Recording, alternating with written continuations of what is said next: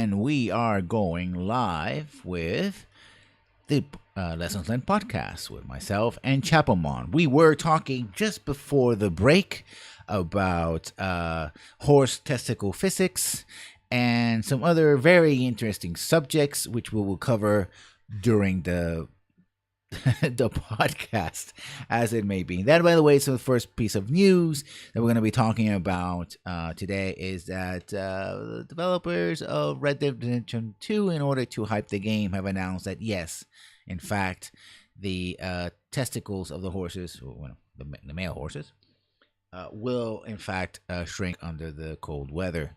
Talk about more information that I needed to know and a feature that I don't think anybody asked for. But what the hell, right? Yeah, as I was mentioning, this is something that Kojima would come up with. That's it almost seems like this is a Rockstar's way of like trying to catch in on like, oh, let's be like Kojima and put out something kooky and wacky. Yeah, Uh, I I'm not feeling it literally. yeah, but the point I was gonna bring up with is that video games have always like incorporated boob physics, but these are meant to be taken seriously in sort of a sexy kind of way, like, oh, it's real. I mean, it's sort of like it's realistic, it's improving graphics, it's true to life slash, oh, because we like boobs and boobs are sexy. Mm-hmm. But this is the best that I guess males and video games can get is, oh, dynamic horse testicles, ha ha ha. It's not taken as seriously. It's like, how come we can't have like men with real life male genitalia in video games? No one pays attention to the trouser snake physics. Yeah, well, I think that to me, unless it's meant to be taken as a joke. yeah, but I think that I would turn it around and say that if we started having that, I think people realize how ridiculous the boob physics are in video games, right? Yeah, I mean, there's a few games that have done it in serious ways. Like, I believe there was like a brief male dong flopping around in The Order or something, and I think another previous Rockstar entry did have like some male nudity and had some genitalia, but again, I think that was more of a awkward haha moment. Yeah, I mean, if you let me put it this way: if you're gonna go naked, then just go naked. You're gonna probably you're gonna turn on as many people as you're gonna turn off, regardless, right? For people who goes like, I don't like this, and people are like, oh, I love that. It's when I think it's when you try to be serious, what I call the Miranda butt moment. Like, oh, we're having this serious conversation. By the way, let's focus on this character's tighting, buttocks. And like, oh, even, a cis male, heterosexual like myself will go, oh, I like the butt. But it's like, okay, can we either you decide we're going to go into a porn scene, which, let's just go there, or we have the serious conversation. This is like Uncanny Valley Twilight Zone thing where it's like male gaze is even inappropriate, right? There's a time for everything. Like, and I actually like the character is like, okay, now I cannot think about the character except her bubble butt. It's like timing, dudes. Timing is everything, right? Everything has a place, literally, in this case. So it's stuff like that. It's just bizarre because this is like something modders would add in. Like I think back to the realistic horse genitalia mod for Skyrim. Mm-hmm. And like I said, that's all we need is not only to for Rockstar to include realistic horse testicle genitalia. Like, let's just I want to see them bump their ante and put in realistic mare genitalia heat cycles. Yeah, I mean, if you're gonna go for it, go for it, right? Yep. Yeah, I mean, it is what it is, right? But that's just one of the many news we're gonna be talking today. I just had a thought, like they should include animal husbandry as a mini game, as like a sub quest mini game. Well, and if we're talking about horses, by the way, anybody who knows about horses and domesticated horses knows that you have to do a lot of you have to do a lot of manhandling, literally. Yes. Yeah. So I, I'll I just grew up on a farm. yeah. My grandfather had a farm. It's if you want, that's the thing. It's like if you want the right horse to be born, right, the right mix of traits, you have to do a lot of manhandling. If you just want foals, you just want babies, okay, let the horse do the thing and fine. But if not, if you're actually doing husbandry, I know husbandry, you got to get yourself your gloves on, and it's it's interesting. That's not what they tell you when you get into what's um, um Harvest Moon. I yeah don't. or whatever. It's like if we, I mean, yeah, I'm It's thinking nothing. about It's the not more I something think they would about it. Yeah, that's not to tell you when when you go to like the school field trip down to the farm. Like, oh, what's a ranch? yeah, it's also they don't tell those. It's not what rich daddies tell their little girls when they buy them a horse, right? Mm-hmm. How there's never the question like, how did I get this horse? Well, you see that ratty old man over there and five other men. They put in some heavy gloves. They drag the horse into the barn, but not indoors because they get nervous. So it has to be like halfway through it. Held down the mare, held down the horse, and yada yada yada. It's like, oh, And then daddy, life I don't. finds a way. Yeah, daddy, I don't want a horse anymore. Yeah. Oh yeah, you know. Um, well, they find a way. They have to. So that's gonna be about Rockstar and Jenny Taylor. We're probably gonna keep talking about Jenny Taylor. We're gonna talk about Telltale games, and some of their games are pretty not adult necessarily, but certainly have a lot of gore and violence in them. At least some of them. Talking about before we get to that, talking about episodic adventure games. Life is Strange from Square Enix. Sold by Square Enix. Life Uh, is Strange 2, Episode Produced 1, or developed by Dotenant Entertainment. Entertainment from France, has dropped today. It released today. I just got the message on Twitter. I wasn't really, I didn't have my eyes on it. It was like to pop up. So, like, oh, considering this week news, I was like, and we're going to talk about today, I thought it would be worth mentioning. Yeah. Yeah. Actually, I'm surprised that Square Enix didn't send me the email that they like, hey, Life is Strange 2 is out, buy it. I get an Yeah. email for a bunch of other random games, and Oh, one game I'm interested in, they don't bug me about. yeah. On other news, Anthem, uh, our friend of the podcast, and I say that ironically, Casey Hudson. I normally don't say it ironically. I actually think people who are considered friends of the podcast are at least friends of the podcast, right? Or at least people who want to be in the podcast. But this would be if I ever get to interview Casey Hudson, it would be a very awkward interview to say the least. He has announced, and this comes by way of the PlayStation Lifestyle Net, thanks to our friend Jappelman, that he announced that and I'm going to read the first paragraph. On road to release Anthem, BioWare's ambitious blend of RPG storytelling and multiplayer action, the company general manager, Casey Hudson, former director of the Mass Effect series, I added that to it, has announced that the game's latest development milestone. Now, in its alpha phase, Hudson has revealed in a very personal tinted blog that every part of the game is in and functioning. Okay, but we're talking about an alpha, which means what the heck does that mean? Yeah. Any thoughts? So, to me, an alpha means that we've laid down the groundwork so that we already have a basis for what the story is. We got the writing. Yeah, my cat's spazzing out. So she's really excited to talk about Anthem. So we got we have an idea of what the gameplay is going to be.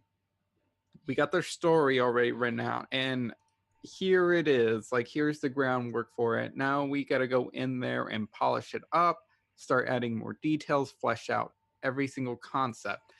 So when and mostly I think most people are aware there's alphas, there's pre-alphas, there's betas, Mm-hmm. and a lot of times so there's at least it seems like there's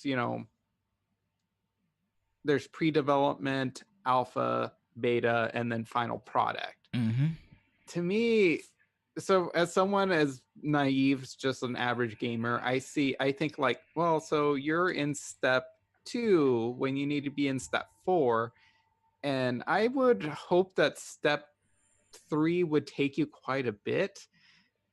But you're saying that you're still in step 2. Step 3, so you got to get to step 4 in 5 months, because this game has 5 months before it's launching. And to me, that's like, ooh, so you're still in alpha and the game launches in 5 months. So you guys are gonna have like a very heavy crunch to not only get out of alpha and into beta, but then get to something that's Publishable. Yeah, complete. yeah. Publishable. At least publishable, right? Yeah, Uh, I think that complete's the wrong word. Publishable. mhm. Well, I have a couple of thoughts on that. First of all, like we were saying this before the podcast, I think that just the terms alpha, beta, pre-alpha, they're meaningless, right? Each company, each announcement treats it differently, right? Yeah, Now, everybody has a different definition of what each stage is, I guess. now, of course, with both pre-orders and the hype machine, and also I blanked out on the term from Steam. Uh, when you play Early access. early access, yes, the word early was there somewhere. Early access, which essentially you're playing alphas, you're paying for the privilege of playing an alpha. Um, it could mean almost anything, right? Some early access games, which could be considered like our alpha stage, are pretty complete.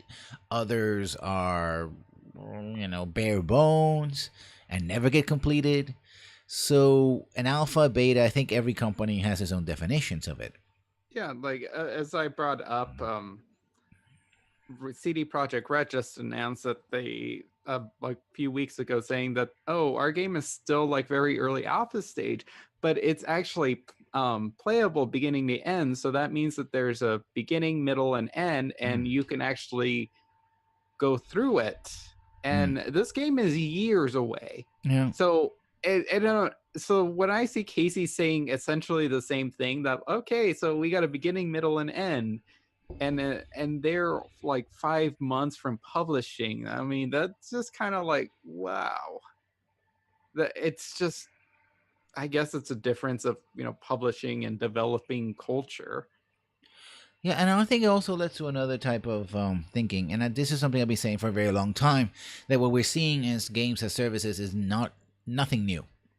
Mm-hmm. It's basically taking the old, relatively old, when the 2000s, MMO marketing and business model, and making it the business model, right?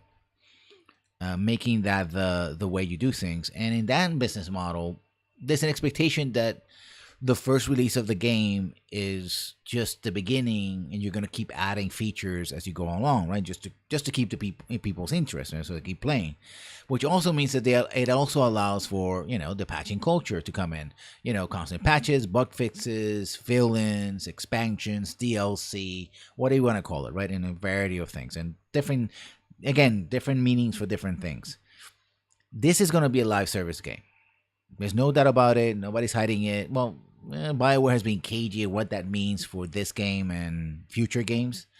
But I think that's just they know that it's a live service, an MMO light, whatever you want to call it, and so people will be somewhat tolerant of the bugs in the beginning, right? So they don't really have to have what could be considered a complete game. So if an alpha is still there, it's. But even then, I mean, even games like let's look at Star Wars Battlefront. Mm-hmm. It came out the remake of the Battlefront series came out.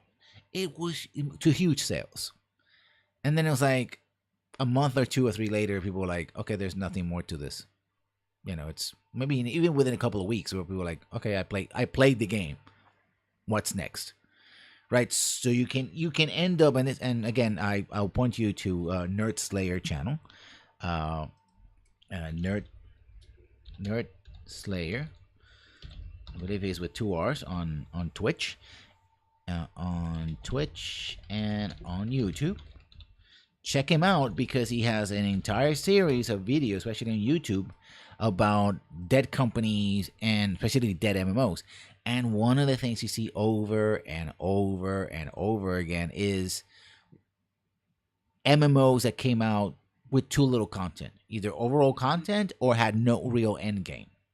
Yeah, So and it ends up causing this spiral the spiral, yeah. effect that people leave because there's not enough content, and then other players leave because there's not enough players, and it just progresses from there. Yeah, and that could affect Anthem, and of course, while BioWare has bent over backwards and EA has been backwards saying that this is not a make or break game for BioWare, everybody seems to be feeling that, yeah, maybe it is. And that's something I think we should also keep in the back of my minds when we progress through the stories. But we're going to come back to that concept and many more. So, in other news, just to liven up things, Valve calls out surprising popularity of PS4 Switch Pro controllers on Steam. I saw this pop up on my Steam page this morning, and I'm reading the article from Gamma Sutra. I'm reading the second paragraph. What Valve wants you to know, to developers, because Gamma Sutra usually is made directly for developers. However, is that surprising number of conventional controller types, particularly the Switch Pro and the PS4 controllers, are proving more and more popular on Steam, and it's going to affect the way development on Steam input continues in the near future. That I think is very important on multiple levels. We've had first of all, we have had in the past, if you had PCs, you would get a flight stick, whatever you get, whatever accessories. But really, when the 360 came out, one of the strengths of the 360 was the controller.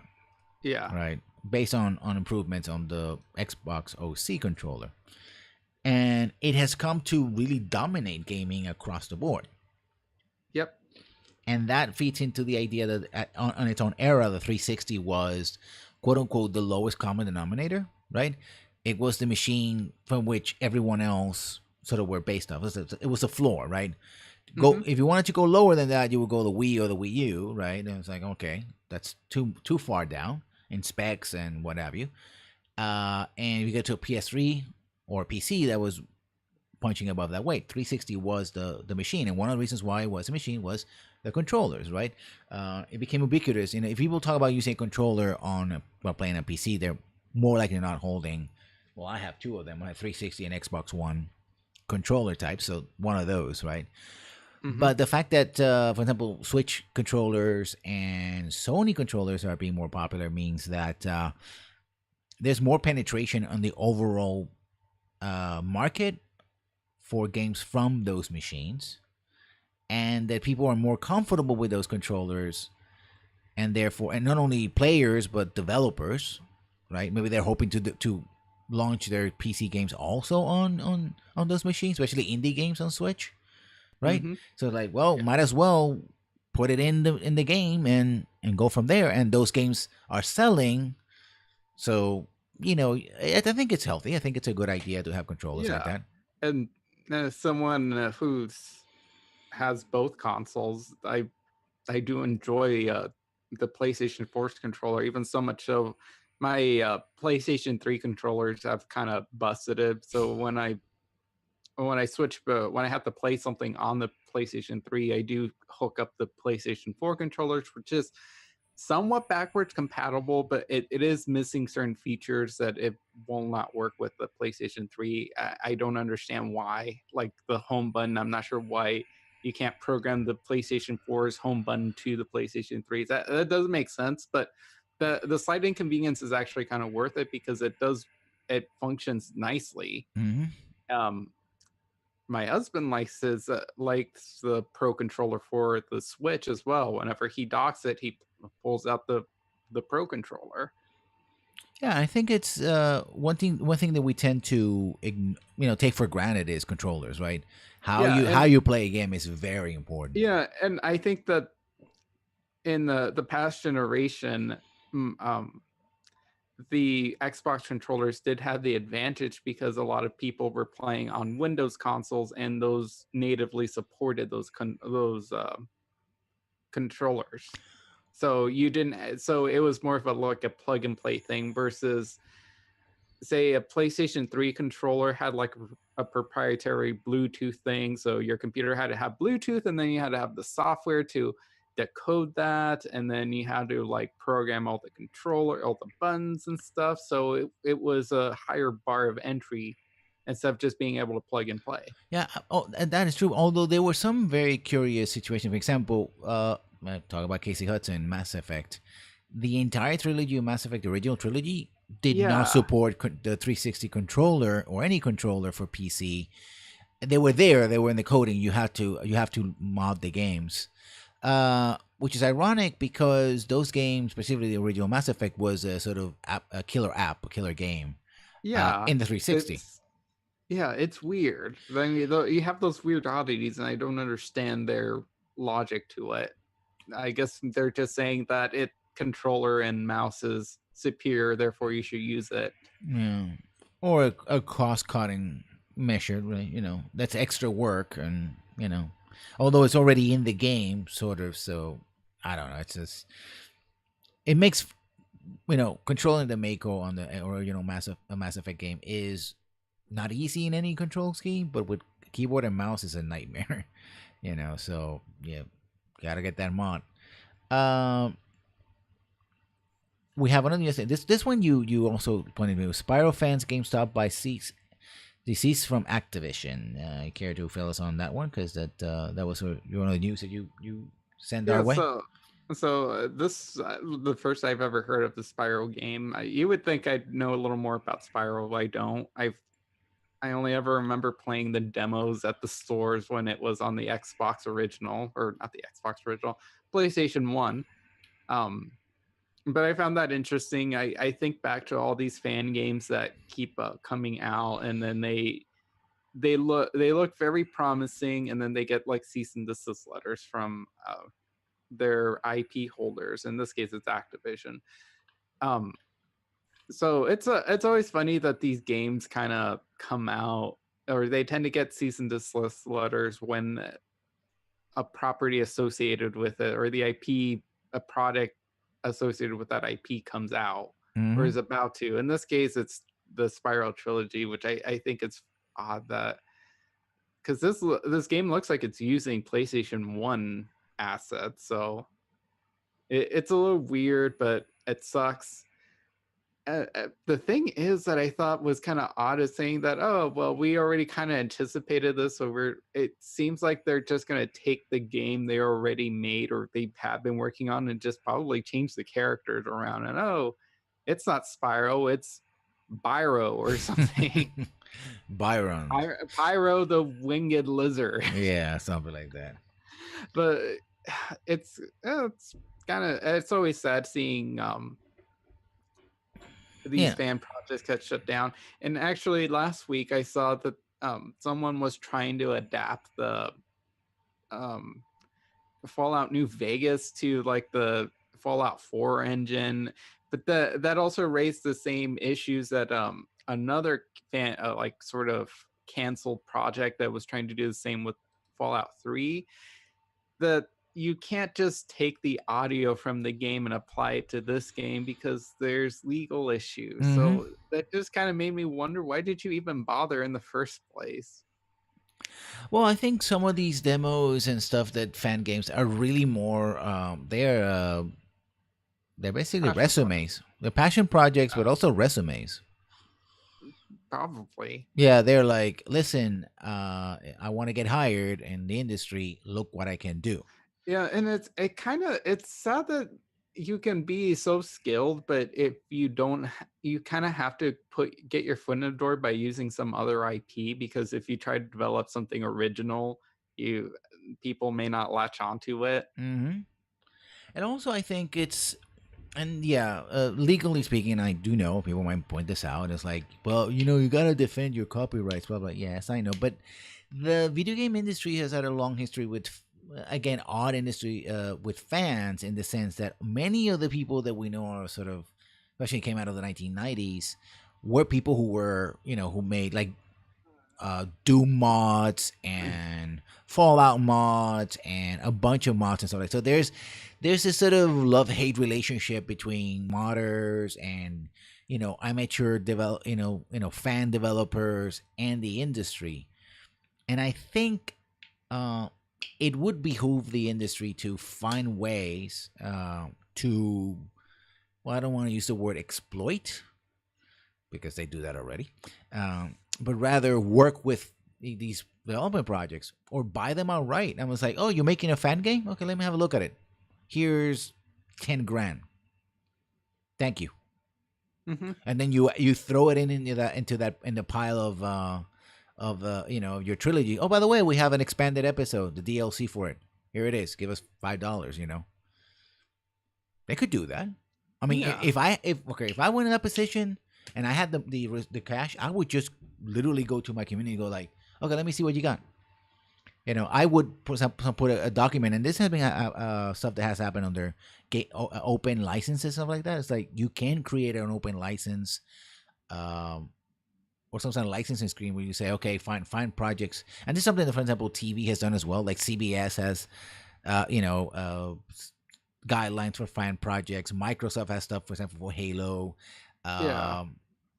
It can be done, and I think that it would behoove the industry to sort of really dig into it, because you're killing your fan base. If your fans are so hardcore fans, they're willing to make a game essentially for you. They know they don't Yeah. own the IP. Everybody knows who owns the IP. So reach out to them. Create, for example, a licensing agreement says if you create anything fan product, Yeah. we'll allow it, but you have to give us like first look on it. Yeah, it's like Sony or Sega did that with Sonic Mania, I believe. Mm-hmm. That's essentially they took a bunch of people who were doing ROM hacks and here you go, make a video game for us. And it was, it's one of the greatest Sonic games apparently of all time. yeah. But then you also got like the darker side of it, which we saw with and I guess we're still technically seeing it. I don't know, but the Bethesda Creation Club. Yeah. You ended up with something like that where people were kind of reacting negatively to, well, let's just say, well, those mods are kind of pitiful. They're like you can end up with something bad like that. Yeah, but that's part of the process, right? Again, I would say, if I want to see it, I would say, oh, you're gonna make any fan projects, right? I have a law degree, so stuff like Yeah. first look. You Yeah. can do any fan project as long, but we reserve the right to first look, right? Unless Yeah. stuff And like actually, that. I believe there's a mod like and let's contrast what Bethesda Club puts out, which is just like skins and tiny things, Mm-hmm. versus a mod. I saw a trailer for it, which is essentially like, if I remember correctly, it's like Fallout. It's a Miami. mod. It's Miami. There you go. Like that looks fantastic. And apparently, because it has original soundtrack and all that, right? Except for some, basically, it's and, the people who make Fallout were like, sure, go ahead, Yeah, but like you take something like that and be like, hey, here's $100,000. Like, let's turn around and sell this for an actual expansion to our creator club. Yeah. Let's you know what? Would you like to be part of our creator club and put this on here? Yeah, I think there's like I said, the word exploitation. That is, it could be unfair. It's very easy to be unfair, but I think if you have stuff like that, you can do curation. You could conceivably, it's like when companies open they say, yeah, here's the mod tools, especially in PC games, because they know that those mods keep those games alive. Skyrim has been alive for a very long time because there's a lot of mods out there that people just keep playing, right? Many games survive based on mods, and companies know that, and some companies, and I think that's one of the things that we're kind of losing again with the sort of game in service, right? If your game is always on, then you can't have mods because, like what happened, I think, with GTA 5, people made a bunch of mods for the basic games. Essentially, allowed a lot of the stuff that you could do, you had to pay for essentially in the multiplayer, but in a single player. And Take Two Interactive was like, no, no, no, we can't. You got to shut that down. Blah blah. And it's like Mm-hmm. Northside was like, listen, listen, listen. It's for the single player. If we piss off people who are going to play a single player, which made us netted us $1 billion, gross $1 billion in 3 days, we're also going to piss people off that they'll never become online game players, right? Mm-hmm. What they're saying is that next time we release another game, we have to put the mods, the multi, the microtransactions in the single player. That's what they're telling us. They want them, you Mm-hmm. know. So don't piss them off, you know. They're not cheating. Yeah, we can do all that in the multiplayer. We're raking, well, I think an average of $120 million, $150 million a year, so about $10 million a month for what, a 3, 4, 5 year old game. I mean, it's the game that has sold the most in microtransactions ever, right? So you're already exploiting this to the tilt. You know, you can be smart about it. I mean, mistakes. Let me give an example from another industry.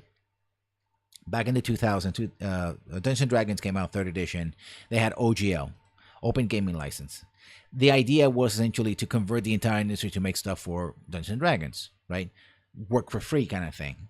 But the problem was that they got swamped by all the stuff that people were producing. There was so much stuff out there that their own production line was done. Mm. For fourth edition, they say, okay, no OGL. For fifth edition, they say, okay, we're gonna have OGL, but it's called the DM's Guild, which is through Drive-Thru. It's a website that sells, electronic versions, PDF versions, and ebook versions of tabletop role-playing games. It says you do it through there, you follow our rules, and you can publish whatever you want. And we always get a cut, and they're officially, backed. And that way, since it's the DM's Guild, they don't get, there's no confusion between what they're doing and what Yeah. everybody's saying. This is an amateur third party product. It's here, right? There you go. That's where it's at. Instead of having like bookstores full of books that are like, D20, D20, OGL, it's like, and then and down the corners like D&D, right? You can make mistakes, but there's ways to work around this. If you're a little bit smart, you can. It's the difference between harvesting, which is kind of sounds bad, but better than and exploiting. Mm-hmm. Harvest the fruits of your fan base without exploiting them. It can be done. Yep. So that was that. Also something. Okay, you said something about a game called Death Shutting Drawn to Death. Yeah. I never heard Sorry. about that game. So So I believe this was a PlayStation exclusive. Apparently, it was made. Skype's being dumb, but apparently this was made by a studio. It was, um, it was it was made by a studio that came out that was started a lot like what's his name from the one guy who made Lawbreakers. No relation, but kind of similar. mm, Some sort of well-known Dev, yeah. game developer. Yeah, started their own company, and this was their first and apparently their only game. It was an online shooter with a. It had a very neat looking aesthetic. It looks like scribbles on a notebook, and it was a shooter. Oh, there's the story. So Drawn to Death. And but apparently the it didn't say it wasn't well received. It went down as apparently it resulted in the closure of the studio in February, and now it's another game as service that's getting shut down Hmm. permanently, and its last date is going to be March 25th, 2015. So David Jeffy. Hmm. No, it doesn't ring a bell, but So let me go back to the story. So the studio's name is Bradley Jones Supernatural Detective Agency. So that's a long name. Yeah. Oh, apparently he was best known for the he worked on the God of War franchise. Mm. So someone who was tied to a successful franchise tried to start their own studio and it didn't work out. Yeah. So this goes back to the dangers of games as service. Mm-hmm. It's kind of like, what do you do once the studio fails or they decide to just pull the plug? Well, there you go. And the game's still on sale. You can buy it for $20 and you Mm-hmm. only have 6 months to Play it, I suppose. play it. Mm. But But it's an arena style shooter. mm. I think that probably will be one of the Ross Scott's dead games that he's going to talk about. Yeah, and I think back to the other one, the Children of something. It had a Soviet Union aesthetic that looked neat. My cousin loved that game. It was also a PlayStation exclusive, but that got shut down as Yeah, well. because with a one-time game, you just play it and that's it. If they close down, well, they don't get more games. But otherwise, Mm-hmm. you're stuck. Which also is a problem with episodic games. Which brings us to our main news and discussion for today. And that is, of course, if you haven't heard yet, the closing of Telltale Game Studios. That happened, I believe, couple last week. Last week, I think around like Friday or Saturday. Mm-hmm. And yes, let's look at the actual studio.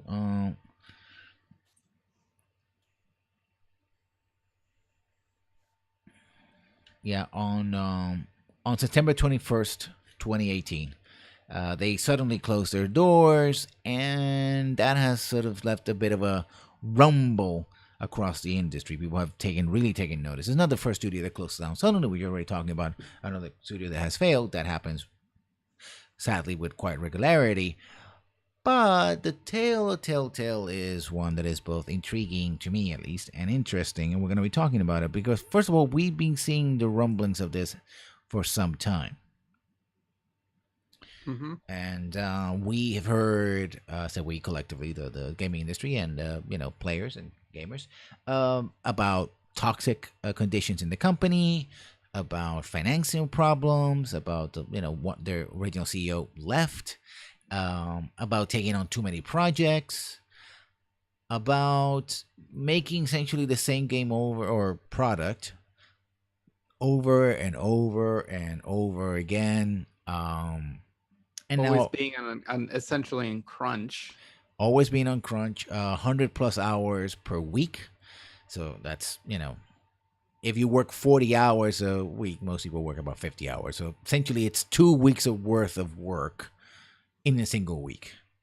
That means you basically live in the studio. I mean, there's you can't put 100 hours if you ever actually step out of the studio or your cubicle, except maybe to go to a bathroom break or something. Even then, probably somebody had a bottle, a bucket or something. I don't know. I mean, it's 100 hours. That's a lot.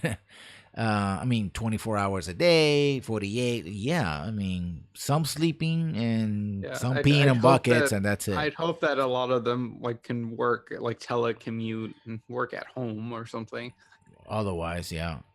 One of the things that happened was that the studio went from about 20 employees after and then around the release of their first game, which would put Telltale on the map, which was the Walking Dead, their version of the Walking Dead. And rose to 250 employees, so about 10 times in the last 3 or 4 years. I don't know. I think 5 years. I think they've been around for about 5 years. The first product got garnered a lot of attention, awards. I think in the Game Awards, it won Game of the Year. Everybody's like, "Oh, this is great," but soon after, people noticed that every single product they put out there was kind of the same, which is not new. But for a company that had built itself on innovation, I think that's the first problem. You play quite a bit of Telltale. You play a couple of them, yeah. so I've played their Back to the Future game, their Sam and Max series, and I kind of started taking notice because of The Walking Dead. I'm not a fan of the franchise, but this got me interested. Mm. Like as its own thing, if you just play it the first game is amazing. Granted, if you do play it afterwards, you do see the cracks in the player choice. It's all an illusion, and none of your choices really matter at all. But it's one of those games where like it's Mass Effect 3 wishes it could have reached these levels of it's the journey, not the destination, and it was amazing. Then came out the Wolf Among Us. The first episode was fantastic. Like I was hooked. I'm like, oh wow, like this is a studio I need to keep interested in. So then something interesting happened after the Wolf Among Us. These episodes are supposed to come out like every like 2 months and stuff. There was a there was a noticeable large gap between the Wolf Among Us episode 1 and the Wolf Among Us episode 2. It's like almost 6 months, I believe. Mm-hmm. And then afterwards, it was fairly disappointing. Like it was okay. It wasn't bad, but I was expecting something different. Like the first episode was written and structured so amazing, and then the subsequent episodes, like it, everything that was sort of built up in the first episode just kind of like, oh, it just petered out. Like the first episode set up to something kind of big, this big conspiracy, and the mystery was okay, but it's just kind of, oh, okay. And it does end up like kind of sequel baiting for a season 2 at the end, which we won't get. and then and then at the same time, The Wolf Among Us came out, was The Walking Dead season 2. Mm-hmm. And being a big fan of like the season 1, I was looking forward to it, and every episode was disappointing. Everything. Like it's just there's just so many plot holes. Characters don't make sense. A character are very inconsistent in between episodes. Their motivations, they act really stupid for no logical reason whatsoever. Not even like, you can't even use like stress or being under a tight situation as a logical reason. They're just completely inconsequential. The plot isn't plot of points are contrived. They just happen because the plot says so. Mm-hmm. And I made a review of that, and after that I have not touched a single Telltale game out afterwards. I was so disappointed by those 2 games that I swore off every subsequent Telltale product. I've never played any of the other Walking Dead games. I haven't checked out any of their other I guess visions of their franchise. They have the Borderlands, which I wasn't a big fan of Borderlands. They did the Minecraft one. There was Mm-hmm. Guardians of the Galaxy that sort of piqued my interest, but I'm like, whatever. They did Batman and what they so I kind of theorized back when I did my review 3 years ago that maybe, just maybe, the problem was that they put too much strain on their writers by working on 4 different projects at the same time. And a lot of people kind of poo-pooed my idea a little, like, oh, well, you don't have anything basis with that. But it seems like I was right. Like all these franchises that are one of the contributing factors that led to Telltale's closing their doors. They're apparently having to hire more employees so that they get all these products out on Mm-hmm. a timely basis that they're all taking on. And at some point, you probably cost outweighed the profits that were coming back in. And at the same time, you also have to I don't think they ever considered that their fan base would become fatigued by these games, Hmm. because it's one thing when you see like, oh, BioWare put out a brand new game. I love BioWare. I think I'll pick this game up because BioWare's been a great company to me so far. So then this looks interesting. Fairly up my alley. So I know I'm going to get a quality product. So, but when you're getting constantly bombarded, like, oh, hey, in a couple of months, another franchise, take on our franchise is coming up, and then another. It's like, yeah, okay. And they all look the same. Yeah, there were complaints about the engine being dated. In fact, I think the Yes. new CEO basically said, "Yeah, we need to change the engine and stuff like that," which was made in house. But that's one that's an interesting point you take because it is episodic, and we've Yeah, and seen problem with episodic games. We're like people still waiting for episode 2 of episode 3. I think it's of Half-Life 2, right? It's like mm-hmm. where is it? Uh, I And almost get the feeling they should have ended what they started and then moved on to the next yeah, franchise, but right? and then of course you also see their writing tropes too, or their tropes with player choice. It's like, oh, I'm gonna have to make a choice here, but I already know it doesn't matter what I pick. Hmm. I'm still gonna end up in the same place. This is just gonna make someone either mad at me or really happy. Yeah, essentially taking the game out of the video game because what's the point? I mean, if I just want to watch Essentially, somebody honestly, talking, Telltale games, they're not really so much games as they're interactive story mm-hmm. media. They're essentially, you can sort of walk around and it's sort of do action adventure kind of things, but they're mostly quick time events and dialogue choices. That's it.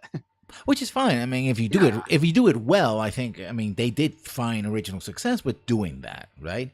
Like they took the idea of interactive narratives and yeah, we can freshen them up. It doesn't have to be like Yeah. bad And puzzles and yeah, and stuff like that. Telltale and the Walking Dead one was their first foray into that, because they're like Sam and Max one and uh their Back to the Future one was a little more action adventure focus, inventory objects sort Hmm. of thing.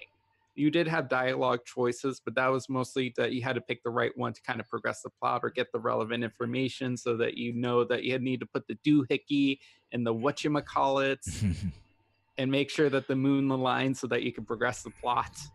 I mean, that's at least expected from Sam and Max because that series started in the 1990s, with the Scum engine, another engine that, played for a very long time and then became dated. Although people still use, by the way, versions of Scum engine. That was Day of the Tentacle and Maniac Mansion engine developed by Lucas Arts back in the day.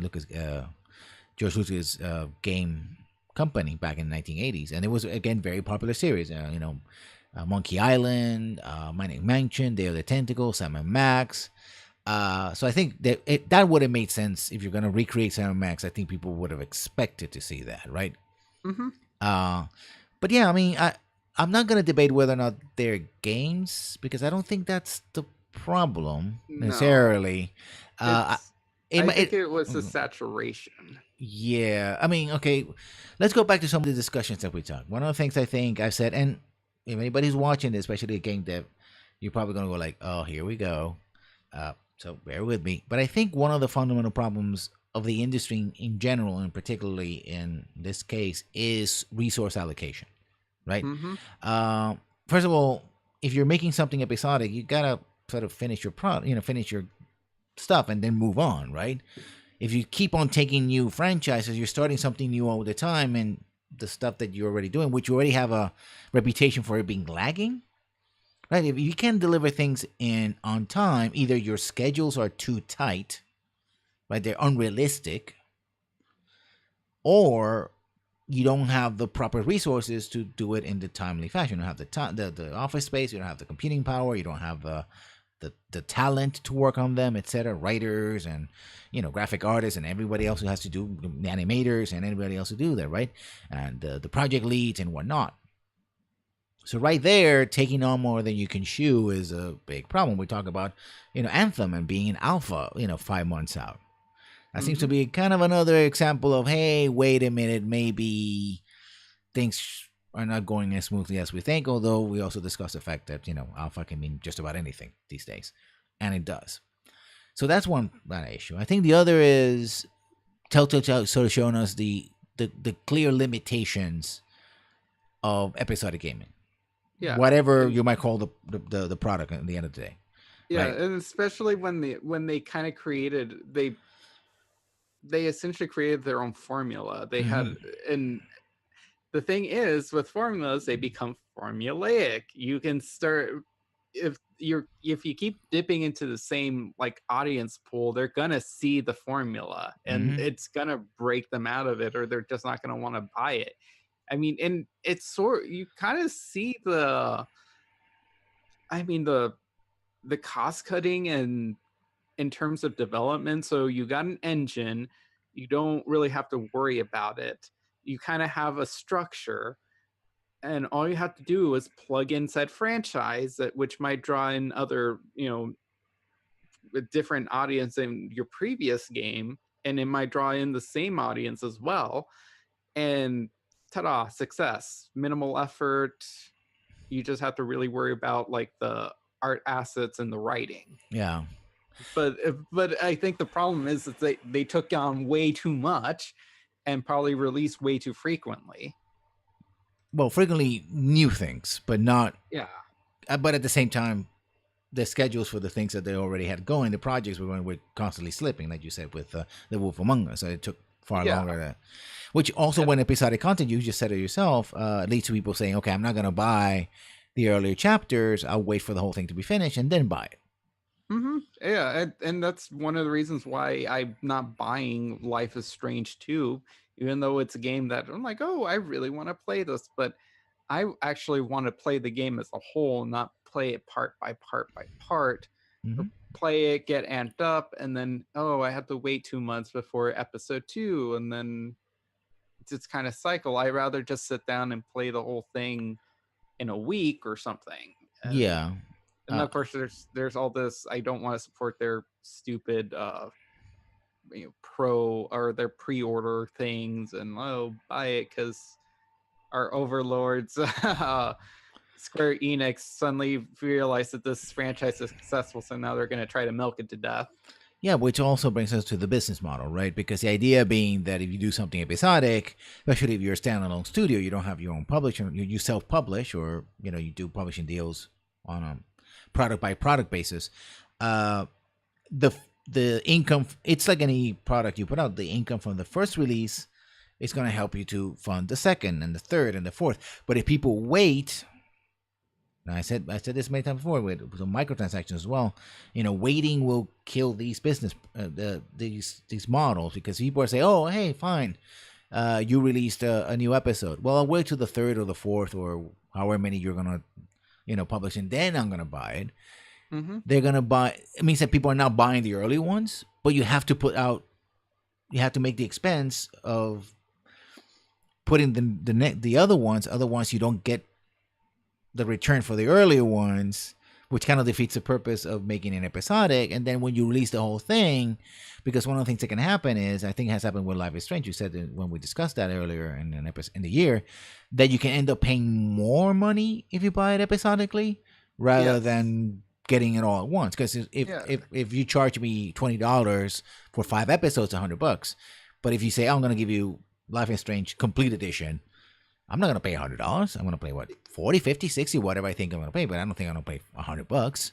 Yeah, so normally I don't even have to look it up. I'm sure that this final season of The Walking Dead was probably what 4 or 5 episodes long. They're $5 a piece. So let's just say that it was supposed to be 5 episodes long, $5 a piece. So that's $25.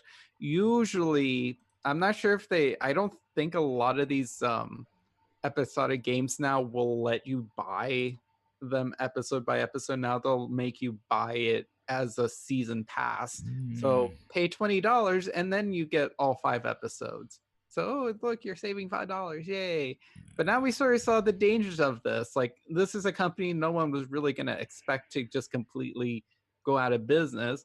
All those people that bought that the final season pass just got screwed out of their money because, yeah, no, it's not going to be completed.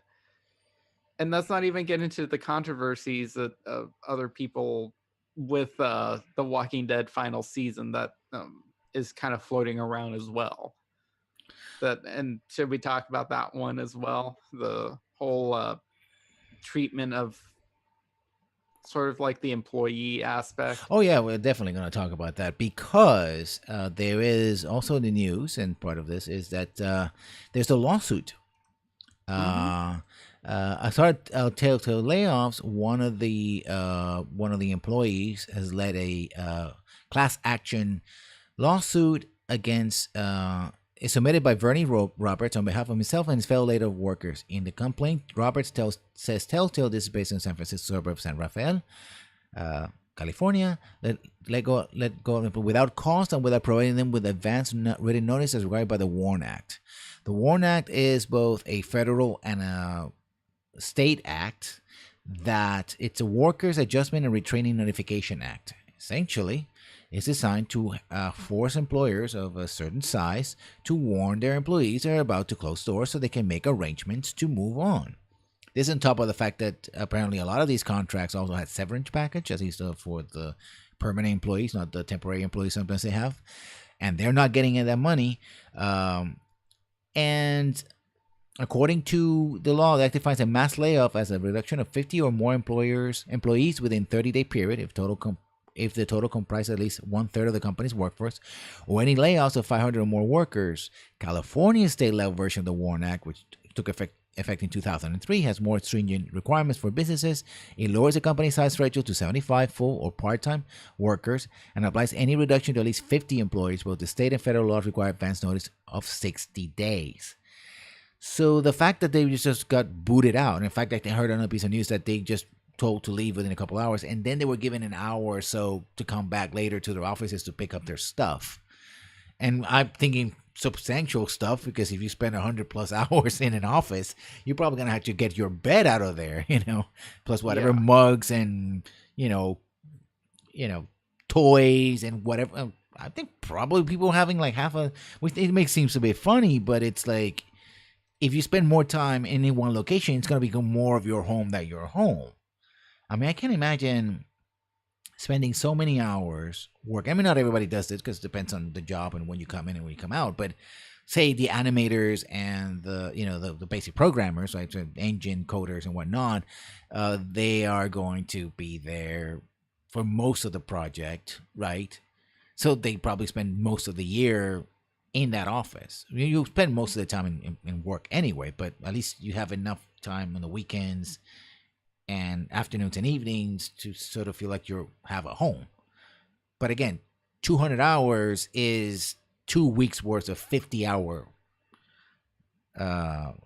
work week, which a lot of people would consider to be a heavy workload, right? Already at 50 hours. And what's about actually 50 hours is about an American average, depending on the industry, but still considered heavy, right? You do notice it. You notice that you're getting home late. You're getting about 6-7 o'clock, and you're leaving earlier. So it has its toll at that level. At 100+ hours, I mean, it's gonna be devastating. And that also shows again the mismanagement of resources, right? Because if you have a staff, if you're going from 20 to 250, supposedly you hire these people because you need them, right? You have a need for them. You got all these franchises. You have all these franchises. You're cranking out a new version of franchise without finishing the other ones. If you had stuck to, say, a smaller number of franchises over a longer period of time, you could have had those employees be more efficient, right? And that happens in many industries. I've seen this story many times where all of a sudden people hire, 3, 4, 5, 10 times as many workers, and anytime I hear news like that, it's like, wait about 4 or 5 years, and they're gonna be laying off about twice as many. Very few industries expand that quickly, in a very short time, and then they don't have any room to grow when the crunch comes in, right? Again, it's resources. It brings a question about not only how Telltale made their products, but I think across the board how the video game industry works. Because Yeah. people like to say, "Oh, this is just Telltale," but I have a sneaky suspicion. By the way, there's another aspect of this. A lot of companies, Ubisoft and others, like, "Hey, yeah, you got laid off. Why don't you come to this meetup at this local restaurant and we'll talk about a job?" Most people, Yeah. "Oh, isn't that nice?" Ubisoft is being nice. These companies are being nice. And it's like, no, it's called poaching. Mm-hmm. Reality check, folks. They're not being nice. They're poaching. Because let me paint you a picture of somebody who has been unemployed a couple of times. Imagine yourself, you just get laid off of a very expensive job. You live in a very expensive city. You're probably paying rent, not even bought a home or like that, just rental and high rates. You lose your job. You're out of the job. You get a notice on your Twitter feed that says, "Oh, by the way, go to this restaurant. Somebody, this big prestigious company would like to talk to you. Maybe we have a job for you." When you sit down for that interview, you're probably gonna say yes to whatever they lay in front of you. Like literally, the waitress could come out and have a plate of shit deep French fries. You would eat them as you're going, yeah, yeah, okay. Oh, how much? Okay, where do I sign? Yep. And probably, if you're talking about 250 employees, what, 25, 50, maybe 100 will be lucky enough to just bounce back that quickly? So, yeah, I mean, when I heard the news, like, you're like, oh, hey, oh, that's good that people are getting offers and stuff like that. Like, Yeah, people nah. are, all these companies are trying to help like their fellow developers try to find a job. No. L- Yeah. Listen to the people that are actually using this and to say, yeah, this is showing some big problems. Like people are saying, one of the controversies is like there's a supposedly skeleton crew that is gonna stay to finish. It's the Minecraft Netflix series. I don't know anything about this. Minecraft series, not The Walking Dead, the Minecraft, and I suspect it's because of some kind of contract that Netflix has that if they don't do it, it's going to be very extremely punitive for them. Right Yeah. there. Yeah, essentially, I think the CEO sat down with the CPAs and said, "Okay, which contracts and the lawyers." I've been in meetings like that, and it's like, okay, how much is it going to cost me? Which are the contracts that I can afford to? Which are the things I can do? And lawyers said, okay, if you break this contract, this is the penalty clause for this. If you break that contract, there's no penalty clause or something like that. This one has this one has that. And they sat down and did the numbers and they did, okay, fine. Netflix, probably they have a very punitive, heavy punitive clause that says, if you don't do this by this time, because probably when Netflix got involved in this, they saw the company had delays. Mm-hmm.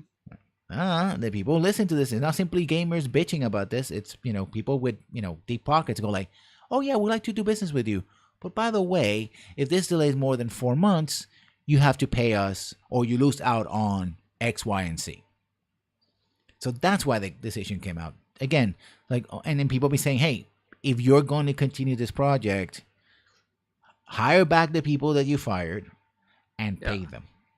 Yeah, so one of the things is that Telltale sort of expressed interest in maybe having some other, like maybe getting another developer, another studio to finish the Walking Dead final season. And a lot of people on Twitter are jumping on them. Well, if you're gonna do that, maybe the people that you guys fired should be working on that, and they can get paid, or you should be paying them their severance thing, their severance. And again, I'm not like the entire concepts of severance and stuff are kind of odd to me that a company would agree to pay someone that they fired money. Mm-hmm. But so I assume that all of this is contract. I would hope that this is all contract and not something that's just expected out of employees. No, because when you start using words like severance, those are legal words, right? Okay. Yeah, those are. Again, most employees don't have severance packages. Yeah, I'm just a So humble like laborer person. and think about it again. Let's go back to that expansion, 10-fold, 15-fold expansion. if you're attracting a lot of employees, you're gonna make some Yeah. promises. So I'm guessing a lot of those employees got lured into playing working with Yeah, Telltale it's because they were offering things like a severance package. yeah, especially there's one person that I believe is like, "Hey, I was just hired on a week before they fired everybody, and I moved across country for this job." Hmm. I'm like, yeah. And there's a difference between, say, a golden or platinum parachute, right? Oh, you're the CEO of a Hmm. company, you work for a year, and here's $50 million. Even though you screwed up the company, right? And you set it on fire. You basically went around the building setting everything on fire. It's like, oh, here's 50 million or 500 million. And someone, again, and cost of living is very important. One of the most expensive pieces of real estate, New York City, San Francisco, places in LA, Seattle. With every boom comes also, with tech booms and business booms also comes property booms. Like, yeah, oh, hey, San Francisco is great. Yeah, by the way, the rent here per cost for an apartment is X amount of dollars, right? Like, oh Hmm. shit, right? You're gonna get into a lease. You're gonna get into a bank loan to buy a new apartment or whatever for the duration, and all of a sudden, I gotta pay these people. So to me, if I were going to work in a place like San Francisco, I would ask for a severance package, especially in the video game industry, where we have all these stories about companies just collapsing. It seems like overnight. Yeah, so my thing is with this lawsuit is if like you're suing a company that's going bankrupt, like what are you expecting to get? Are you just expecting to send a message? Because at the end of the day, it's like I'm expecting Telltale to pretty much not have any money at all, and the only people walking away are rich are going to be the lawyers Well, that they probably had to pay out of pocket themselves. yes and no, because they themselves probably don't have any. They don't have a liquid asset. That's why they're closing, right? They can't make payroll, stuff like that. The value of all those licenses, that's a lot of money. Hmm. But do you think they'll get to retain any of those licenses in I terms think of? what they can do is they can jam up the works, Mm, right? And force the license holders to go, okay, fine, we want the licenses back. What do we need to do? I said, well, you got to put pressure on Telltale, especially the CEOs, not to retain all that money, because I'm sure they're getting out the door with whatever money they have. They're not walking out the door broke, right? Otherwise, that's why they make the calculations, right, I mentioned before. How can I get this with money in my pocket and be able to go and do another company or something, another project? Is like, yeah, tell them to do that. So it's the strategies, right? You make this lawsuit come in. You probably, if the company is closing down, it's probably also going to bankruptcy court. You already have a prior claim, and remember, this is a dual claim under federal and state law, and the state law in California is stricter than mm-hmm. the federal law, and it's a law that is specific to do with how you close that company. So when a bankruptcy court looks at how the finances and how they were handled, one of the things they're going to look at, among many things, is how you handle the closing, right? How long did you know the situation was a problem? What did you do to mitigate this problem? Did you take any loans? Did you know if you took loans or financing of some sort? Did you know the real status of the company, right? Because Yeah. fraud is also something that bankruptcy lawyers and the judges will consider. And of course, if you're a company, you're holding, you can have liens as well. You can have what's called a lien on property, and I think you can actually have a lien on not on the property that is under copyright, not Yeah. intellectual property, but you can lien on that license, not on the property itself, because it's intellectual property. I haven't read intellectual property books in over a decade, so I wouldn't hazard to guess, especially in the California law as well as United States law. But I would certainly see you could. There's licenses, and licenses are considered to be like equivalent of physical property, and therefore you could have a lien on that. It's a way of sort of saying, hey, listen, yeah, you had to do this. And also, again, I think it's sending a message to other employers, like, you make these kind of promises, You better keep them. you better keep them, right? And I think there's another thing that this calls for that some people have whispered about, but nobody has raised a big ruckus about, and that is unions. Mm. Unions, there has been some pushes from time to time to unionize game devs, right? Like voice actors are part of a voice union because they're actors and they're part of the guild. I don't know how successful that is. I certainly companies like EA would do everything in their power to crush this. I have no doubt about it. They're not going to go for it. But unionization, I think, would help certainly, especially in the big with the big publishers. Not so much the small developers, but the big publishers certainly. And even then, if a smart union comes on, they could pool the resources and say, go to the bosses of the small developers and go like, hey, work with us. We ally with you, and we remember you're both developers, but in ways you're also employees of the bigger company. Work with us, right? Mm-hmm. So we'll see what happens, but probably not much about anything. But I think it's just one of the things where people go like, yeah, the video game industry.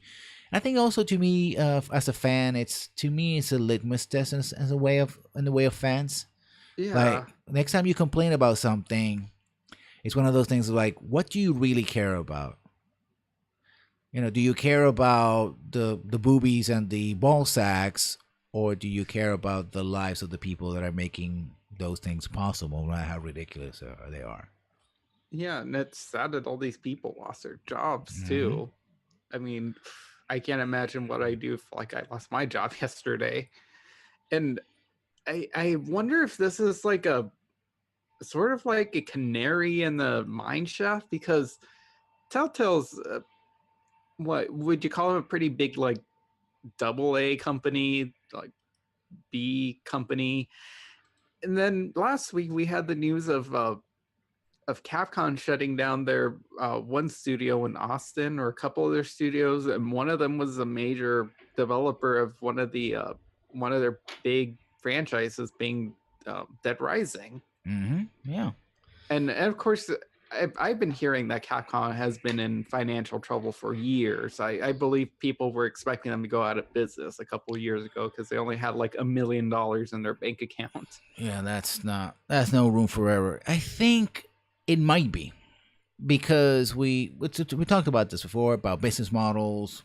Although Telltale products didn't have microtransactions, but like we said, the whole episodic thing also has a sort of dark side as well, right? You're you can end up overpaying, right?